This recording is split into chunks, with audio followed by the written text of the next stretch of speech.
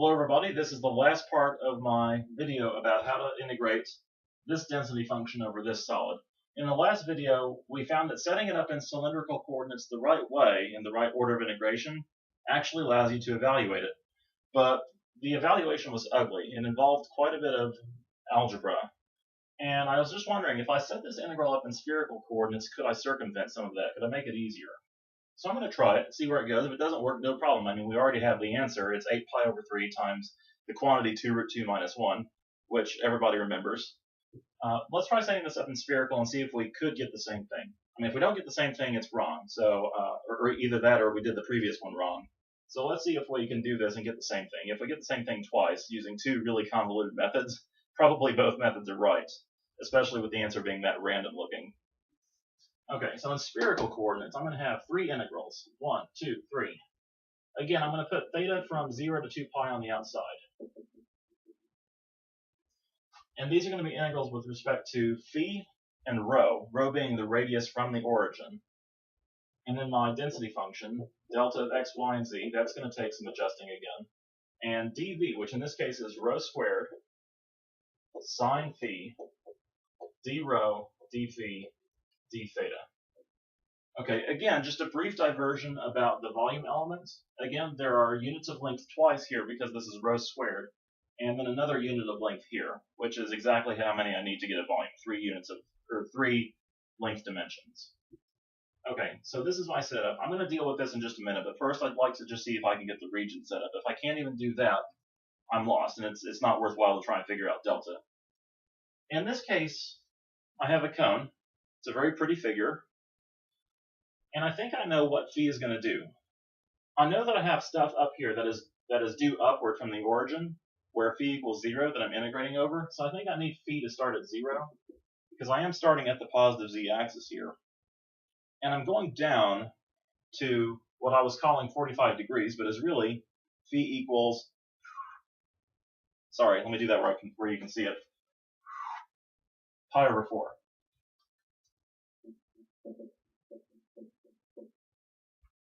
Those are going to be my values of phi. Now, here's the common mistake in setting up rho. You may believe that rho goes from 0 to 2. That is false. It's true some of the time. When phi is equal to 0, it is true that the rho goes from 0 to 2, because this point is, this point at the very top in the center is 2 units away from the origin.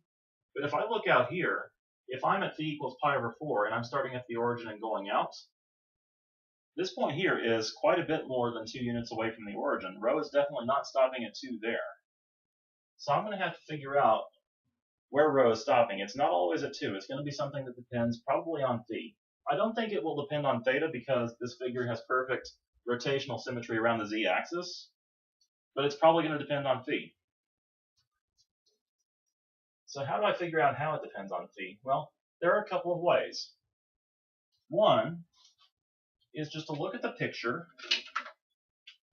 Like, take some point out here that is at the very outer edge of what we're going to be integrating. Think about what happens as I go from the origin to this point.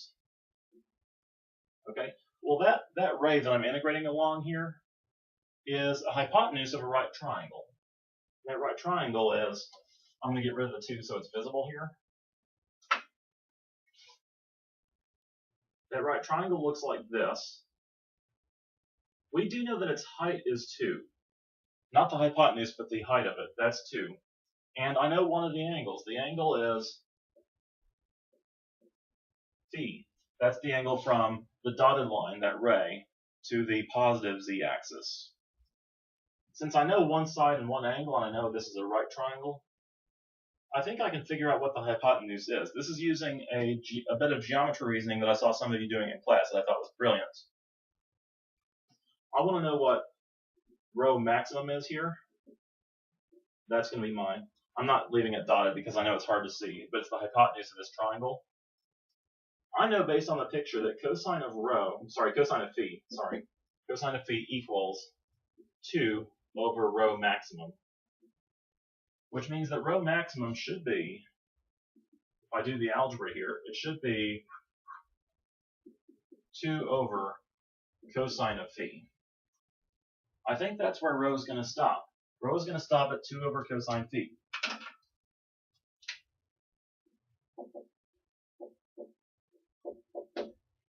All right, now let's suppose that the geometry is not that familiar or comfortable to you and you want some other way of figuring this out. Gladly, there is another way. Because no matter which way I go after I start from the origin, if I go out in any direction, the thing that's going to stop me is this plane, z equals 2. And because you're all good and you're going to go to your book and memorize the conversions to spherical coordinates for x, y, and z, something I definitely recommend that you do, you're going to know that that thing that's stopping me is not just the plane z equals 2, it's actually the plane rho cosine phi equals 2, because in spherical coordinates, z is equal to rho cosine phi. From there, I can solve and get that on this plane, rho is equal to 2 over cosine phi, the very same thing that I got earlier. So again, there are two ways of thinking, geometric and algebraic, and I really recommend you figure out how to do both, because you never know which one's going to be more useful in a given situation. But the algebraic one often tends to be more straightforward if you know your coordinate conversions. Anyway, so this is my integral, except now that I'm here, I do need to figure out what delta is in spherical coordinates. So I look at delta. Delta is this nastiness over here, square root of x squared plus y squared plus... Wait a minute. That's just the distance from the origin. That's rho there. This is just rho. Well, that's nice. I think I'm ready to start integrating. Now this time, because I know this probably drove you crazy in the last video, that I left this integral in terms of theta on the outside the entire time, and I think you already know what to do with this. Because what I'm integrating really has nothing to do with theta, that is, it doesn't vary in any way depending on theta. Theta is just going to run from 0 to 2 pi, and it's going to tack on a constant at the end. In these situations, I can just get rid of this and say, at the end of the problem, I'm going to multiply whatever I get by 2 pi. And that takes care of this integral completely, because everything here is constant with respect to theta. And you may want to reason that out when you write this on an exam, but your teachers are probably going to be waiting for you to do this move. So I don't feel like leaving this out here anymore. It just clutters things up. So I'm just going to put in this constant 2 pi and leave that be. Now I've got phi going from 0 to pi over 4, and rho going from 0 to 2 over cosine phi, which I know that doesn't look promising based on some of the work you did in the workshop this week. But let's just hang with it and see what happens. Now here I've got rho cubed sine phi d rho d phi. I keep getting the Greek letters mixed up, just like you probably do at times. There's no d theta anymore because I've already done the integration with respect to theta by putting that 2 pi out there. That's kind of the nice thing about doing that, is there's a lot less to write down.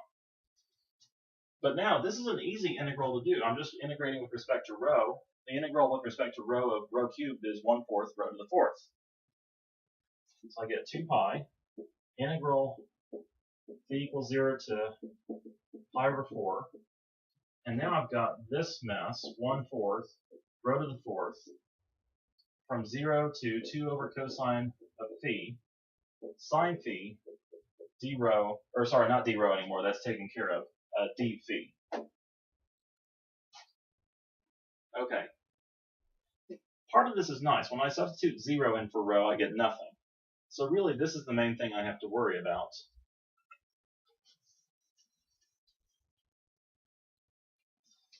You know, the nice thing about these videos is I know I'm having to erase stuff really often, but anything I erase, you can get back by just hitting rewind. That's one nice thing about video that you don't get out of a lecture, I suppose. Anyway, you get 2 pi integral from phi equals 0 to phi equals pi over 4 of, and I think the main thing I've got to worry about is this thing raised to the 4th times 1/4. That's 1/4 times, and then this object to the 4th is 16 over cosine to the 4th phi sine phi d phi. I have a 16 over 4 here. I feel like that would be just as well off outside the integral, so I'm going to rewrite this as 8 pi. Again, I keep forgetting equal signs here. Phi equals 0 to phi equals pi over 4. This is now taken care of. Sine phi over cosine phi to the 4th d phi. Ugh. Well, that's an interesting trig integral there. That's a little bit discouraging, but hey, wait a minute. I've got a big power of cosine phi down here, and I've got its buddy sine phi up here. This is probably something I can do by u substitution. I can let u be cosine of phi, and then du, the sine of phi, d phi. That should be a negative there because the derivative of cosine phi is negative sine phi. So really, I think what I'm going to have here is a negative 8 pi integral from, I'm going to keep things in terms of phi again. I know I could change the limits of integration, but just don't feel like doing it right now. I've got the negative already, so I think I have du over u to the fourth. And that's pretty much that. So integrating, I get 8/3 pi. There's going to be a factor of negative 1/3 that comes in here, a coefficient, which I'm just multiplying out right now. I know I'm skipping a couple of steps, but just trying to keep this as simple as possible. U to the negative third. And I still have limits in terms of phi, so I'm going to address that now.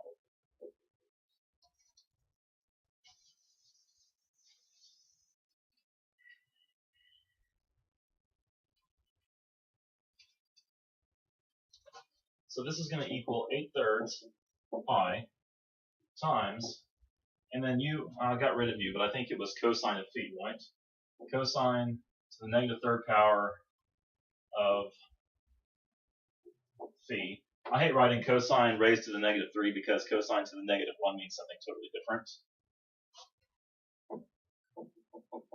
Pi over 4 to 0, and then substituting things in, I get 8/3 pi times, let's see, okay, so cosine to the third of pi over 4 is like 1 over root 2 quantity cubed, so its reciprocal would be just root 2 quantity cubed, or 2 root 2. And then the cosine of 0, of course, is 1, so that's just minus 1. Hey, wait a minute. That's pretty cool. I got the same completely ridiculous answer, the right answer, just ridiculous looking.